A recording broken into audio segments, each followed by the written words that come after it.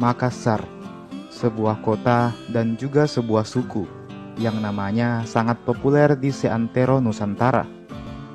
Di masa lalu, suku yang satu ini juga dikenal luas namanya.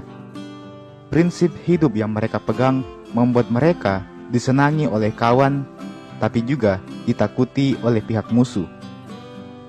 Suku Makassar dulunya adalah suku yang gemar merantau ke berbagai tempat, sama halnya dengan suku Bugis.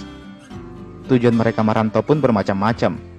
Ada yang merantau karena kebutuhan ekonomi, ada juga karena profesinya yang memang seorang pedagang atau pelaut, dan ada juga yang merantau demi menyelamatkan dirinya dari kejaran musuh di kerajaannya. Kali ini kita akan membahas tentang jejak suku Makassar di sebuah daratan yang bernama Siam, atau kalau sekarang disebut dengan nama